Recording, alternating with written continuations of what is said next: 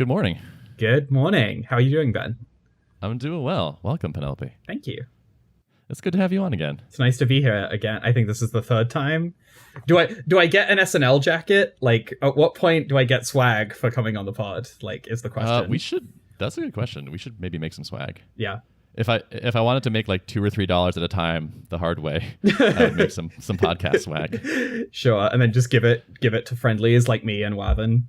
Exactly. Yeah. We have some Tuple swag. It's kind of barely worth the administration to do it. Like it's not even a profit center. Like we give away 90% of the time. Yeah, which is nice. You know, sign a big deal, send some T-shirts over, that kind of thing. Yeah. Yep. I remember like Joel was asking me questions from the accountants, being like, "How do we classify this versus that?" And I was like, "Joel, we're gonna make like $1,000 a year from T-shirts. Let's not spend any more time on this." Yeah. What's the smallest amount of time we can spend working out what to do with this? Yeah, like working out how the bookkeeping should work. Yeah, it's like, okay, we've already talked too much about this. So it's awesome to have you on. I love talking about Stripe. I love chatting with you. I'm excited about this. I checked out your LinkedIn, technical advisor to the CTO. What a title. It is my job title now. I mean, the sort of behind the scenes there, right, is I think the last time I was on the podcast, I was the tech lead for our API services team, and David, who is the CTO, sent out an email internally to the engineering community and was like, "I'm looking to hire a technical advisor." And he interviewed a bunch of Stripes and decided to pick me. I've been in this role since November of last year. And it's very multifaceted, is the way I might put it. Basically as multifaceted as I suspect being the CTO is, right? In the sense that, like, I am an extension of him being able to get things done. And yeah, I work on a lot of very varied stuff. It's a lot of fun, though. I'm really, really enjoying the role. So the technical advisor part of it makes me think you're doing research and then kind of summarizing it and reporting back. Is that accurate? It's, like, close. That's maybe where I spend like a third of my time. And when you say research, it's really like going and talking to engineers and engineering managers and sort of moving through the engineering organization and like gathering context in more detail than he has the time to. David spends a lot of time in meetings. I also spend a lot of time in meetings, but I can go deeper in places that he can't and sort of summarize and bring it back. Sometimes I write code, but like that is extremely rare now. I think I landed 0 pull requests in Stripe's main repo in the last 6 months, which is about where I like to be in this role. And just writing a lot, honestly. I'm producing, 10,000-20,000 words of English text a week. And yeah, having a good time. What kind of things are you writing about generally? I sort of wrote up so I went and talked with a bunch of different engineers in a bunch of different parts of Stripe about a sort of particularly thorny prioritization issue we're having, and got a bunch of context from them, and then wrote up to the best degree of my understanding what they were telling me. And then sort of like, "Hey, David, instead of you having to go talk to like 10 people and understand what they're thinking, here's 1 page of text." Like, and this is actually a thing I've sort of had to finesse a lot in this role, is writing really tersely. Like, I have definitely felt that just like sort of automatic writing from me is like of a much higher quality than it was 6 months ago, right? Like, just the writing I do when I'm just blasting text out has like gotten like more compressed and more terse, but it's still very understandable. And then if I do an editing pass, it will get even shorter. And like, writing has kind of become my coding, right? Like, that's the only thing I'm producing now, because I'm not really a maker in this role at all. The advisory part of this role is very strong. I spend a lot of time just talking to David, being like, "If I was you, I would do this. Tell me what you think." And I often write documents to support that. And so, like, I do a lot of writing. That sounds a little bit like my life too. Uh-huh. The main thing I'm producing is like Google Docs. Yeah. Mostly. Absolutely. Are you happy with Google Docs, by the way? Do you like that as a place to like produce a thing and then get feedback on that writing and like work on it?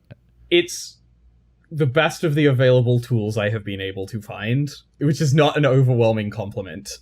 I think like it's fine. Like, it's not great. Like, Isn't there room for something way better? I feel like there is. Yeah. So like Dropbox Paper is also kind of good, but has like ceased to be my preferred tool now that I'm not writing code as much. Like Dropbox Paper feels to me really good for writing like design docs with like snippets of code inline or just like pseudocode inline, because it has like nice markdown and syntax highlighting and all of that stuff. Is that the only affordance it has that makes it feel good for code? It's a markdown editor, right? It's like a concurrent markdown editor with a commenting system. Whimsical has a docs system, and Whimsical is what Stripe uses for remote sort of like architecture diagrams and whiteboarding. It's like Google Docs but for flowcharts, basically. They actually have a document editor as well that a lot of Stripe engineers are starting to like. I'm not in love with Whimsical either.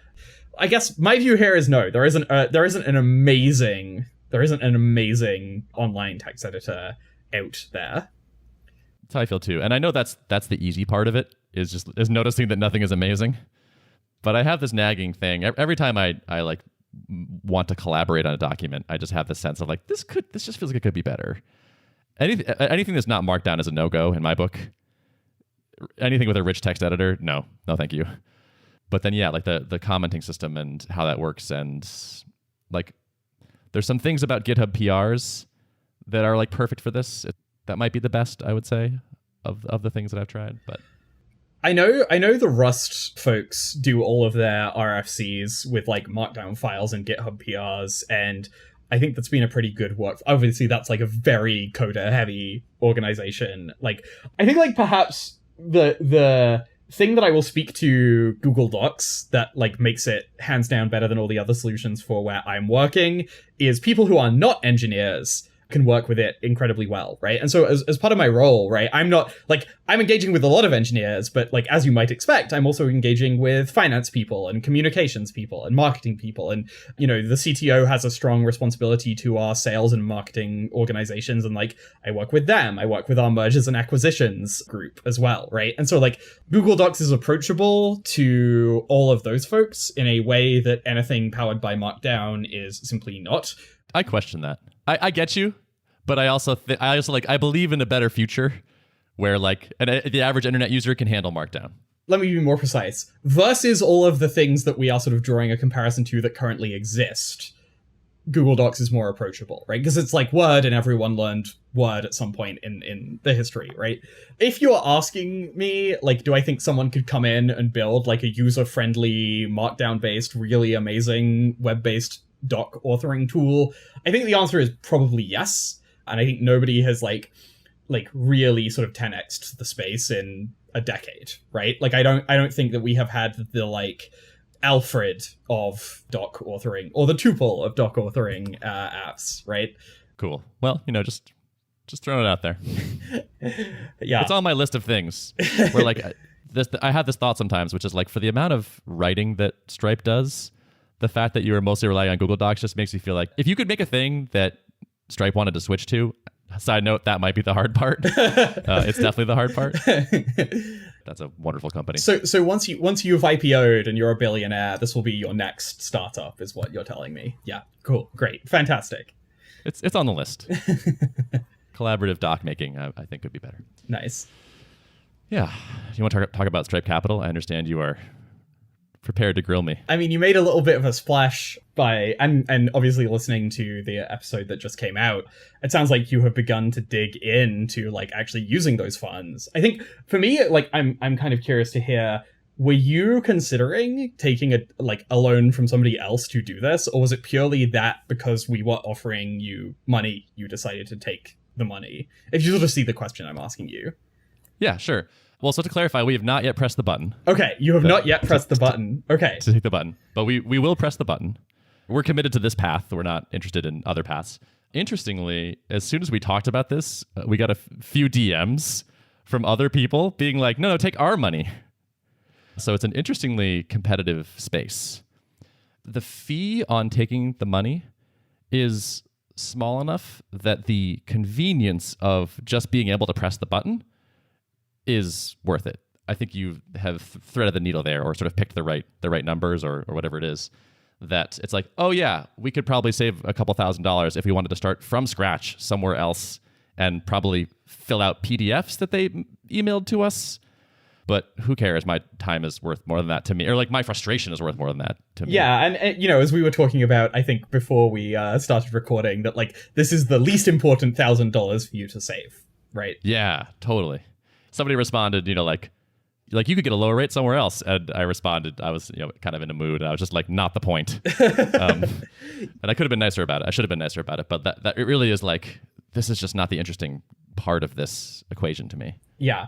So it sounds like the sort of answer to the direct question is that you were probably not considering taking some like capital before we offered it to you. And I think a lot of businesses tell us that like they are sort of very excited by these offers because it's not something they were thinking about, but lots of them are like, 50, 100K. I don't know what loan you were offered, but like allows them to do things they otherwise would not have done. We actually see from our metrics that almost entirely all the time, like that company's revenue, if they take a capital loan, will grow within a quarter or so. I think the headline number is something by like sometimes as much as 60%, which is like a very nice lever to be able to offer people, right? There's like strong aligned incentives there, right? It's like you give us a little bit of money, your revenue grows after you've given us that little bit of money. Like it's a really powerful growth engine, and I think Capital is a super cool product. I literally get an email every so often, which is like, "Hey, we'd like to offer you more money than before." Yeah, and it's like, "Huh, interesting." We don't need the money necessarily, so we could totally fund the marketing experiments that we're going to do out of cash flow. I'm interested in this sort of question: is can we take someone else's money and pay a fee and still get ROI that we feel really good about? Because then, well, now we seem to have made a money-making machine. That would be a cool thing to have made. Is your thesis that you're not trading capital off against doing something else? Like if you were not take the loan, would you be trading the capital off against something else, or no? Do you mean like would I do something else with the capital if we weren't going to take the loan? If you were to take 250K out of your cash flow to go spend on something else within the, like, are you sacrificing the spending on something else within the business? I think the most likely destination for the cash would be like dividends, honestly. Okay. So we would just be like, I'm going to go buy index funds. Sure. Okay. This is kind of us transitioning from a little bit of a mindset of let's not have Tuple fail without having like taken something out for the founders and have nothing to show. And now kind of thinking like, we're feeling pretty good about this product we've made. Let's get it in front of a lot more people. Let's reinvest more in the business and in growth. Gotcha. And so it sounds like you haven't taken the loan yet and you haven't actually started these marketing experiments, so it's a little too early to tell if they're having an impact on the business. Correct. The first one is launching fairly imminently. I think we're, weeks, not months. There'll be some data soon, I think. Are we allowed to have a preview or... The first idea is giving back to the open source community. Okay. And more on that soonish. More on that to come. But it was a nice thing to sort of sit there and ask, like, okay, if we did have a pile of money, what could we do to help make open source a little bit better? That's great. I'm personally very excited to see. And like, I'm actually very curious to hear, like, at the end of this experiment, if you think like, gosh, we would immediately take another capital loan if it was available to us, right? If you paid it back and it like we presented another one to you, I would be very curious to know. And maybe I'll come on for a fourth time and we can do a wrap up and be like, hey Ben, would you take another capital loan? Because like I do think that you've got something there with the like, can we just have infinite marketing dollars to throw at this? Yeah. To be fully candid, there's second and third order things going on, or sort of knock-on effects. So talking about marketing is marketing, weirdly right. enough. Yeah. So just like Aaron's thread being like, we're trying this experiment, got a lot of people interested and, sharing it around. And we've had a good number of people sign up to our like, hear about our marketing experiment email list. We haven't even done any marketing yet. We just said we're going to do some marketing. I also think, right, some of that is like a very unique take on the play, right? It's like here's a set of things that are actually extremely convenient for my business to access, right? Through Stripe, like one click in the dashboard where all of your revenue already is, right? I think there's also this kind of like very interesting thing you are doing here, which is the kind of like built-in convenience of being able to manage revenue against margin. I'm personally cheering you on. I think this is very cool. I think this is a really cool experiment. I think many Stripe people feel the same, and that we are excited to see what happens here. That's cool. I mean, and so that sort of brings me to one other thing, which is like, it is not totally lost on me that this would be interesting to people inside Stripe. Maybe that works out in an interesting way, and maybe not, but it's like, it's not the worst thing that I am aware that there are cheerleaders for us inside the company. As I was mentioning, I think in our preamble, this is, I think, the most visible usage of capital we have seen outside of like our large enterprise announcements. I'm just personally very curious to see if you can make this work for you, because I think that is a interesting story for Stripe to be able to present to our customers, to be like, look at this medium-sized bootstrapped company, not, you know, in the billions of dollars of revenue, but certainly in the like millions, and look at what they were able to do with a Stripe Capital loan, right? Because like, to your point, you know, you could have taken this out of cash flow and probably not impacted the business that much, but like, it's very interesting to see what potentially even smaller businesses could do with this kind of margin, because ultimately that is leverage, like leveraging your business in a really interesting way. And I'm excited to see where that goes. Yeah. I think if this goes well, it basically turns into a case study of like, hey, we use this product and it worked really well. Isn't that cool? Does anyone want to retweet this? For certain. You can also tell I'm the technical advisor to the CTO now, because I understand words like margin and leverage. These are things we think about over here in not real software engineer land. I bet. If I can spend a bunch of money on marketing and take a nice dividend, that's even better than just taking dividends. So we all want this to work, which is a nice place to be in. Yeah. It's also like a thing where you can go, hey, software engineers, here's an API for infinite marketing budget, right? Mm-hmm. Which I think is very fun. Yeah, totally.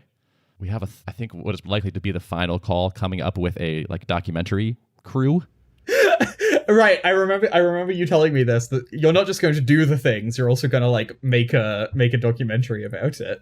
Yeah. So we've been like recording our screens and like recording like conversations and we want to do some in-person filming, like, you know, just like, here's what I was feeling at the moment we hit the publish button kind of thing. And like the end goal of these experiments, or like one of the end products that we have in mind, is like a fairly nice, like a nicely done, tightly edited 6-minute summary of the whole thing. That's going to be incredible. Like, I'm just imagining a sort of like shot, you know, of like somebody in Tuple HQ like coding, and then it like cuts to like them talking about, well, I was working on you know, this thing, and then like, yeah, yes, very, very well played, sir. I'm excited to see where this goes. Thanks. Yeah, me too. Yeah. You said that the Capital team gave you some questions to hit me with. Do you have any more you want to go through? I think I asked you the main one about, would you have taken money from anyone else? That was sort of the main thing we were curious about. Gotcha. Yeah. Yep. No, I only have eyes for you. Well, Stripe enjoys you too.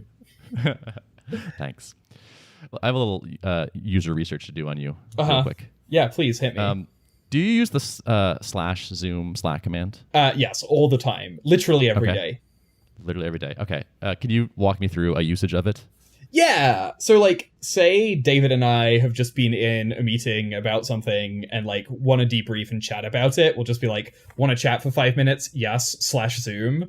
And then we just hop into that call, right? That's like a pretty common use case.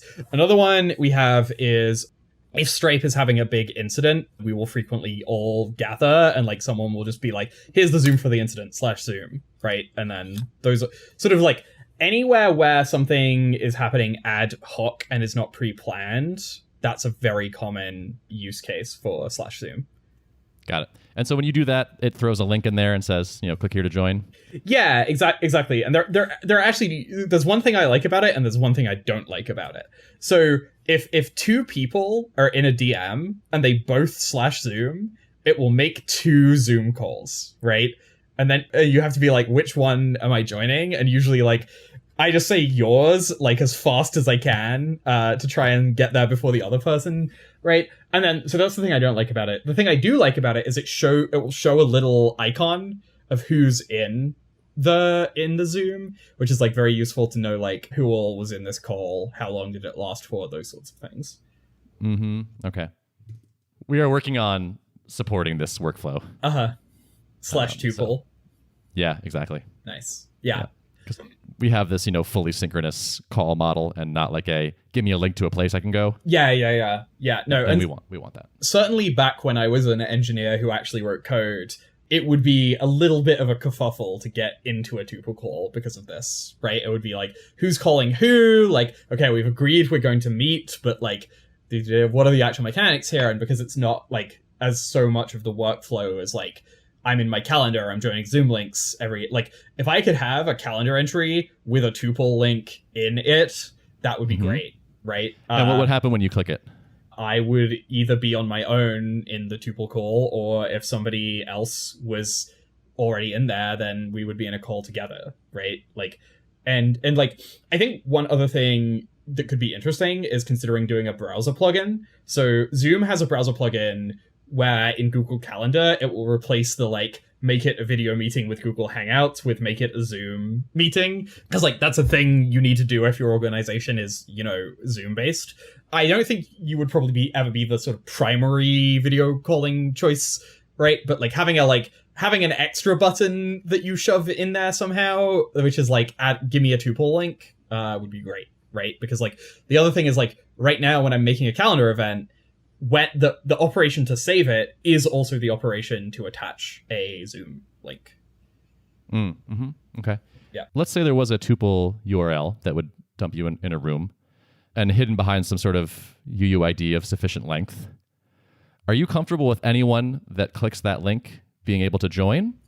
Me speaking as Penelope, I think the answer is probably yes. I think many enterprises would only allow people who are SSO'd to my organization to join, right? So or at least have an option to decide what mode that link is in, right? So because I can imagine if I'm interviewing a candidate and I want to use tuple, then maybe it would be open access, but or a passcode, right? But a lot of organizations, certainly in the enterprise space, want to be able to have pretty tight controls over who all is in those calls. I think probably for your enterprise customers, they would want the default to be only folks who are SSO'd to my tuple team. Does that feel sufficiently restrictive? So if you're in the call, anyone else that is at Stripe, like a Stripe employee through SSO, can come in there. You don't need to approve them. Yeah, no, I think that's fine. Okay. That's how Zoom meetings at Stripe work. Anyone who is in the Stripe Zoom org can join any Stripe Zoom meeting unless it has a non-default authorization option set. Got it. Okay. Yeah, that's nice. Okay, good. I'm trying to figure out how much configuration we need there and how strict our defaults should be on that. Go talk to your customers, right? That's what I'm doing. Yeah. I think my view on this is probably that by default, if I'm doing it at Stripe, I want it to be URL plus SSO is sufficient, and then I think I probably want a toggle which is passcode or let me approve or let the meeting creator approve or something like that, right? Which implies that when I create a link, there is some notion of my tuple identity, the owner of the room is associated with it, right? I get that may be tricky. I think something like that, something that is not the URL, is going to be necessary in some cases.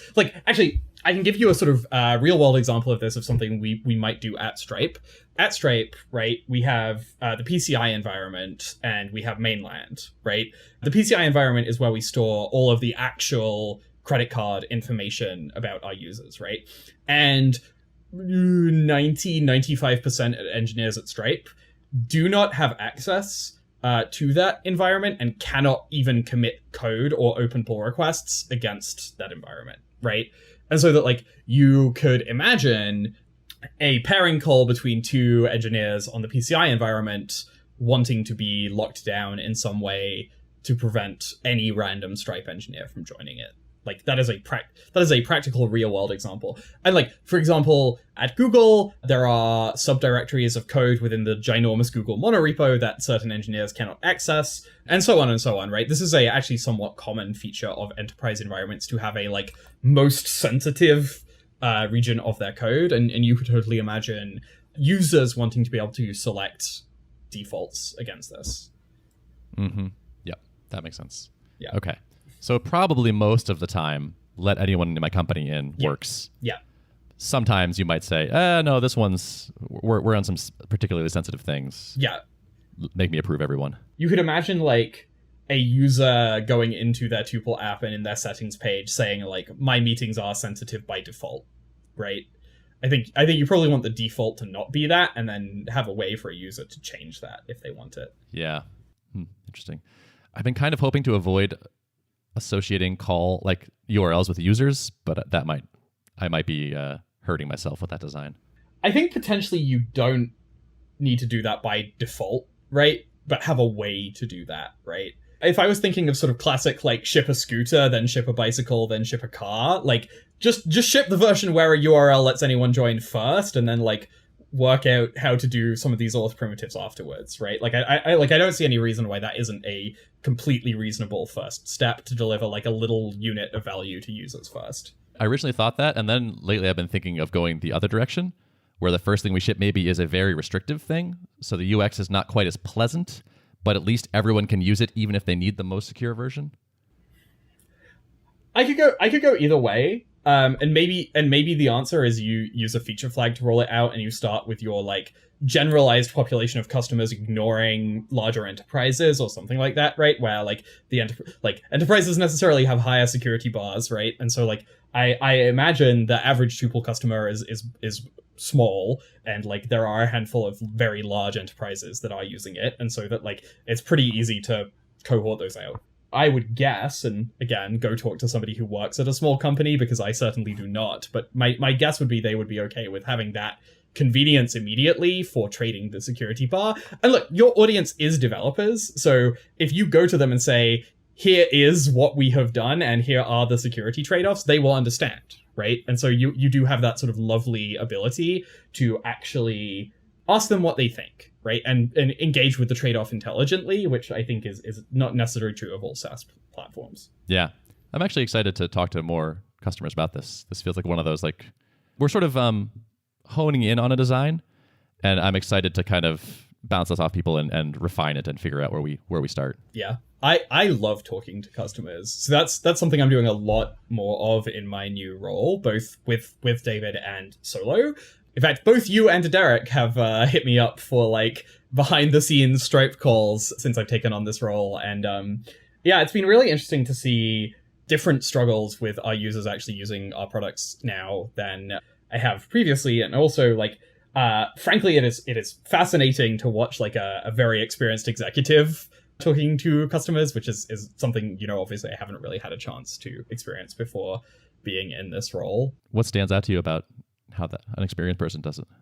Knowing how to balance talking technology and business in a way to cause the conversation to flow, in a way where like I get the sense that like when I'm in technical details, I want to just deep dive super hard on the technical details, because obviously that's where my background is. And like David definitely still has that, right? He has a very strong engineering background, but you can sort of see how it's been refined over the years of he was at Google before he was at Stripe as an engineering leader at Google, and you can sort of see that more refined like business sense that is there. And that's something I'm starting to pick up on in this role as well, is like I actually attend like so at Stripe we have, for a lot of our major products we have a meeting called a quarterly business review, where we literally go through all the metrics, including like dollar figures and retention rates, and like, you know, very much how a SaaS business analyzes itself, but for all the various kinds of products Stripe has, pay-ins, payouts, Connect, Capital, Treasury, etc. And go into it with a really fine detail with our leadership team, what we call ST, which includes Patrick and John and David and our CFO, Divya. And just kind of sitting in those. And certainly when I started being in those, I was like, I have no idea what's going on, right? I like words are being used that I have no idea what they mean. And I'm like slowly starting to pick up on more of that sort of like finance, industry, business context. And it's sort of fascinating to see the engine of how all of this stuff works. I also have this vague sense of guilt that I should be driving tuple more with metricsy things like that, and should be doing my own quarterly business reviews. Yeah. So a lot of the formats of those meetings are the business lead for a given product line will agree with ST, that's the name of the leadership team of all of our executives, like what their headline metrics are, and then we'll report the trends over those metrics in the review with narrative, right? For example, if payments volume has moved up or down, is that because something fundamental has changed in the Stripe business? Or is that because macroeconomic conditions have changed in such a way that means that like our payments volume would naturally decline, right? Because in some sense, we have a very broad exposure to the global economy, right? And so like when there are changes to the global economy, Stripe experiences, changes in how the business works. And it's been, frankly, fascinating as someone who has a pretty pure engineering background to sit in those meetings. But I think to come back to Tuple, right? Like there are clearly metrics that are very important to you that you probably do want to track on a quarter-by-quarter basis and come up with a narrative for why. I assume you're already doing that in one form or another. Like, I know on the podcast you used to mention opening up your Baremetrics dashboard every day and looking at the revenue numbers. I don't know if you're still opening up your Baremetrics dashboard every day and looking at the revenue numbers, but... embarrassingly, yes. Well, there we go. You've got a daily business review going. But in a more structured way, right? And so... like, are subscriptions up quarter over quarter, or enterprise deals up quarter over quarter? Is our enterprise close rate? I don't know how many of those deals you're doing, and if you can even infer a rate. But also, like, considering it as more like the way I might think about this if I were you is that you are the business lead for Tuple, and that you would be presenting it to the founders, right? Which happens to include yourself, but probably Spencer and Joel would be interested in all of that stuff as well, right? And getting a clear understanding of the health of the business. You just reminded me of a thing I forgot, which is I do quarterly updates to our advisors, which basically is this. Yeah. The thing that I feel the guilt around is picking a metric or picking a couple of them and being like, these are the ones we care about. We want to see these go up, and sticking to it. Well, I mean, we could do a little mini brainstorm on that right now if you would like. Yeah, sure. Let's do it. Why not? So I think revenue is probably one or MRR, I guess in your case, is probably one you care about. It's kind of the ultimate. Yeah.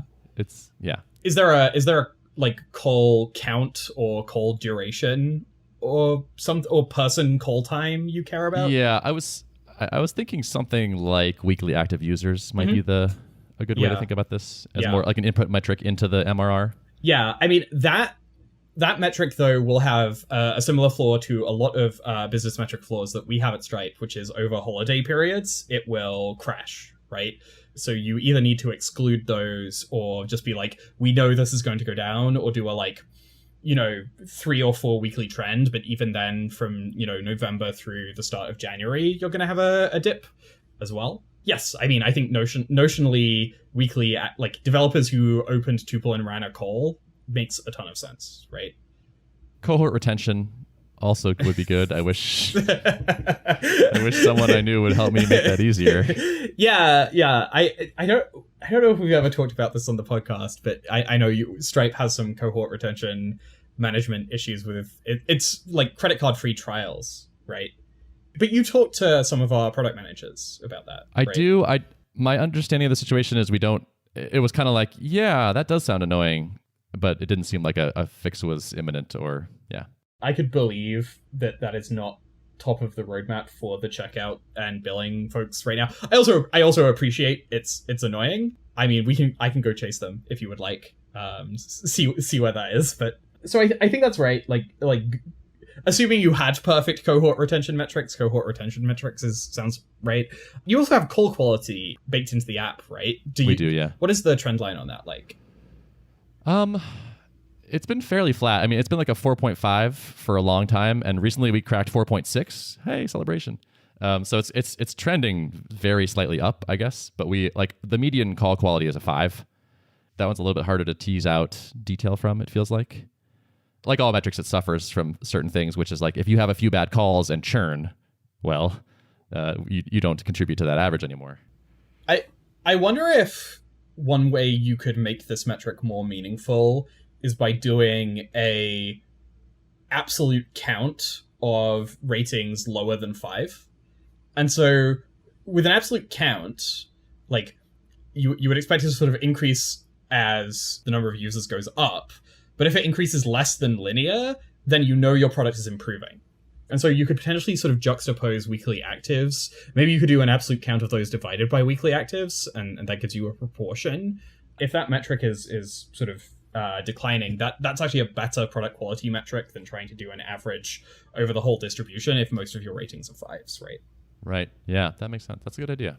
I like that. Do you track any operational metrics like latency to start a call uptime, call availability? Like, do you have good operational metrics where like they tell you if the tuple service is working or not working? Maybe. Not that I look at. Okay. Yeah. I think those are actually pretty intimately related to business success, right? Like, if 100% of tuple calls were failing to initiate, you would have a problem. For example, like, do you have SLAs in your enterprise contracts for those? Like, occasionally, yes. Like uptime SLAs, yeah. Yeah. So there's probably something there. And I actually like, if you're sort of putting this business lead hat on, understanding not just the like business metrics, but also the operational metrics is probably helpful to you, because those are a good proxy for user satisfaction outside of directly how good was this call, right? Yeah. Like, for example, how many users try to start a call, it fails, and then they do it a second time and it succeeds, right? Because that's like a little paper cut. Mm-hmm. Is there anything there? And like, I think the answer is probably yes. Yeah, totally. That resonates a lot. I was reading a post from the Tailscale CEO recently, who I admire, and he was saying, it seems like our product is good enough in terms of quality. It's probably already the most reliable VPN. But every time we ship a thing that makes it a little more reliable in like a couple more cases, we basically immediately see the numbers move in the right direction. Yeah. And we often talk about leading indicators versus lagging indicators when we do metrics reviews. For example, in our developer productivity review, we look at both pull requests per developer per day. So we actually track that for the entire engineering cohort at Stripe. But we also look at a thing we call bad days. Every engineering tool at Stripe has instrumentation inside it. And if a developer is waiting on a tool for a certain amount of time that we consider out of normality, or their combined total tool wait time exceeds a certain number in a given day, that counts as a bad day. And bad days are a leading indicator of pull requests per engineer per day, which is a lagging indicator. And so we actually include both in our overall developer productivity analysis metrics. And you could sort of imagine thinking about what are the leading indicators for success at tuple as well. Yeah, I like that. I think my tendency is to kind of address these things by feel mostly, like kind of intuition. And I think, we're pretty young and fairly small, and I can kind of internalize a lot of what's going on at the company. And so it's probably not super terrible. No, I mean, we've done all right.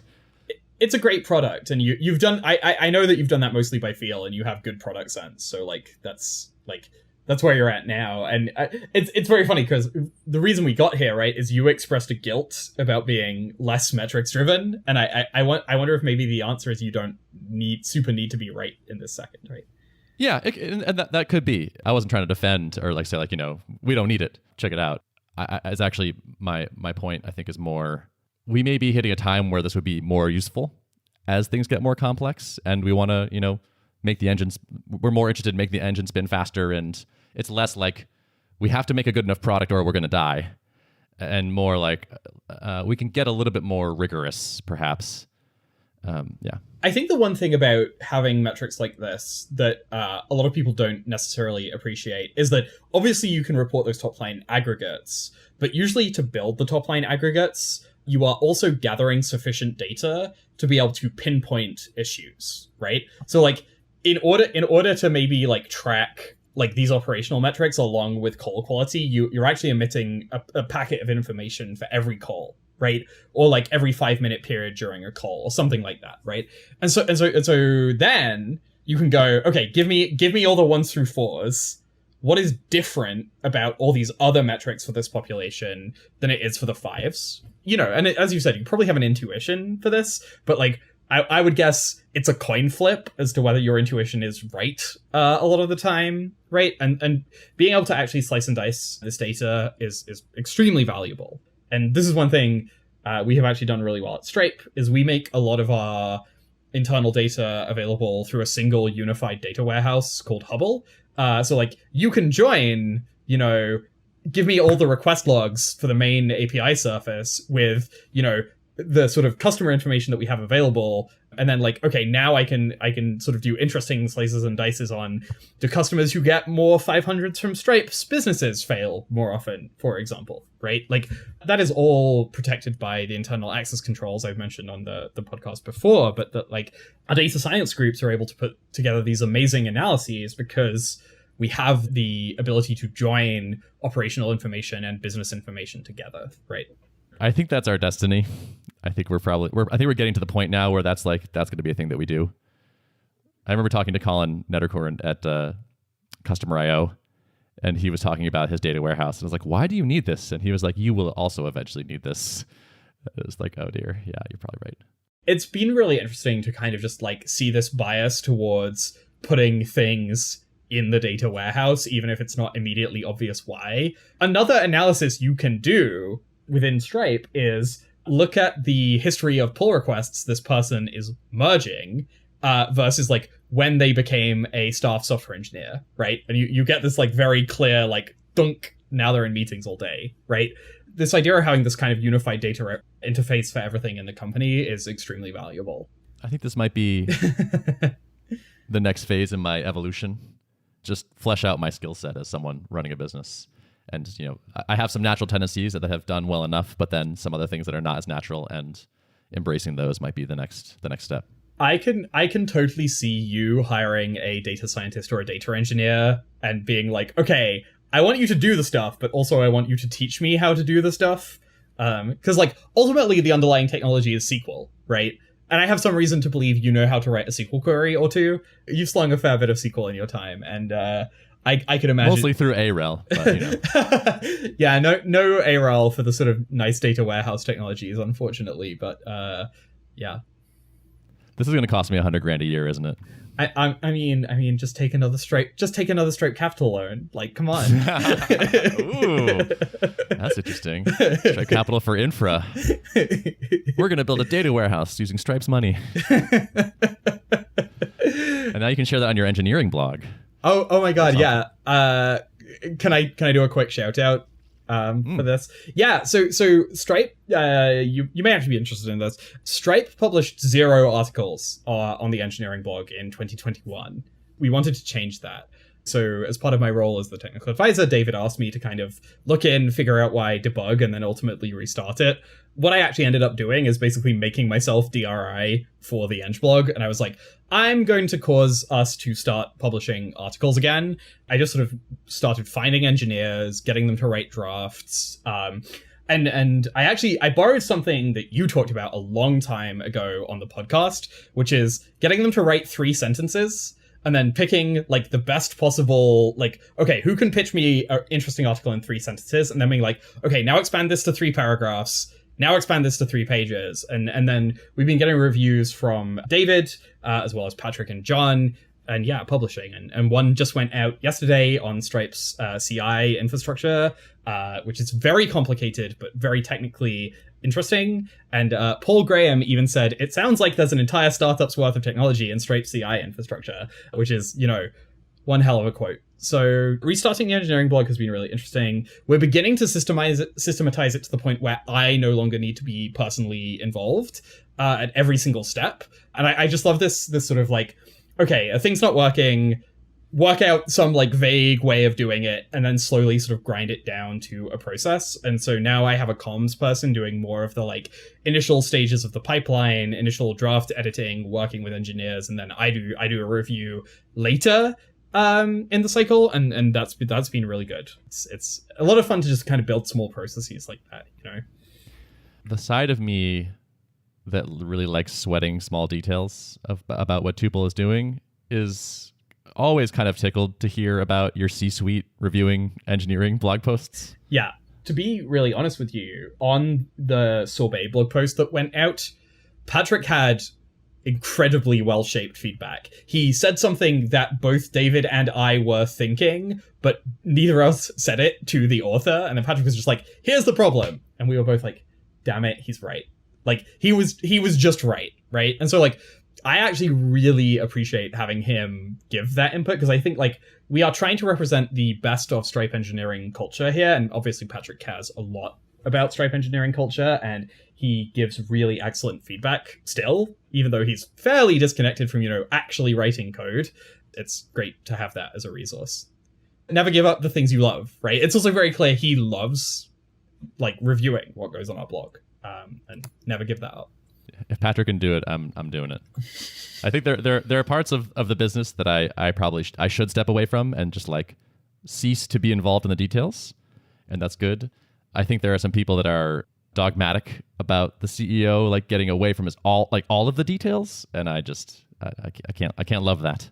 Yeah, the folks I feel like are really successful founders are the ones who keep doing what they love, the whole way through the business, and are also good at letting go of the things they don't love. I actually think Patrick and John are very lucky in that they tend to be quite divide and conquer, right? Like, one of them will have a stronger opinion about something and be like, I'm owning this one, and the other one will kind of let them do that. And that's really cool to see as well.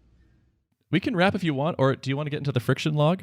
Oh, yeah. I have been pretending to be a Stripe customer this week. So I'm building a little checkout plus connect integration, and, like, I'm literally doing it on my personal laptop. No Stripe access, no Stripe domain, anything. Partially because Stripe engineering laptops are pretty locked down for, like, what they can and can't run, and I wanted to be able to just build with whatever I want.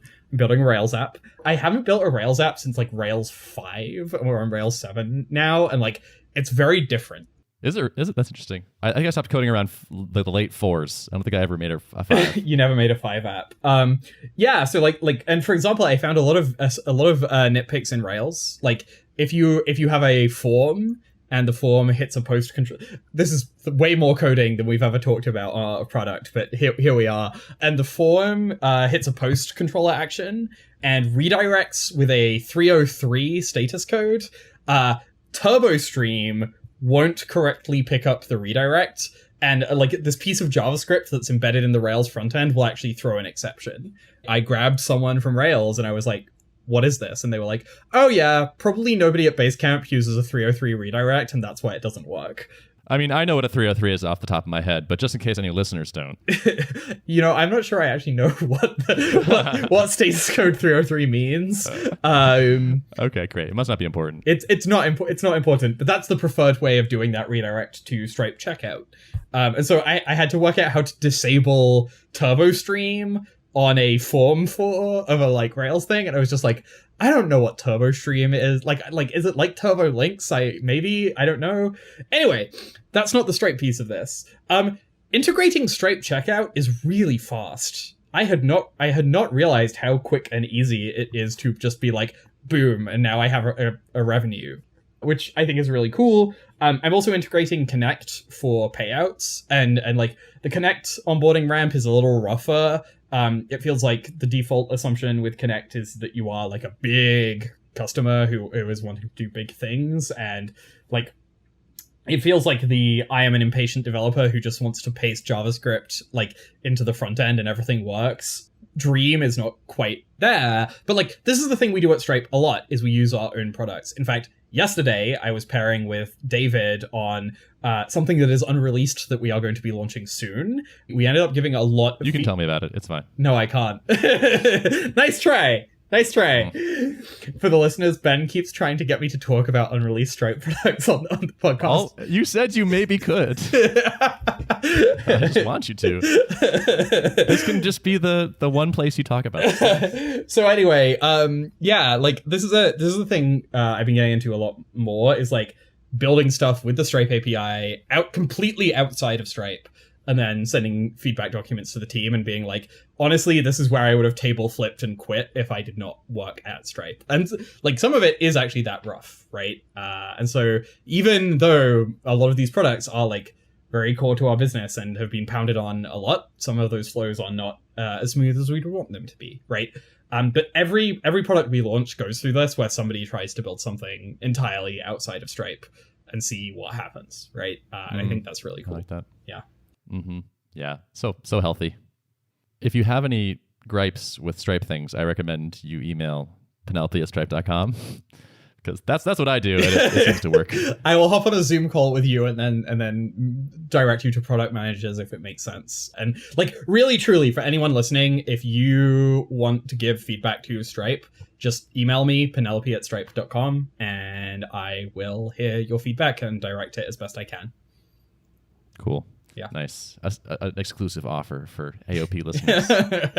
Yeah. And also everyone who follows me on Twitter and other places besides. Yeah.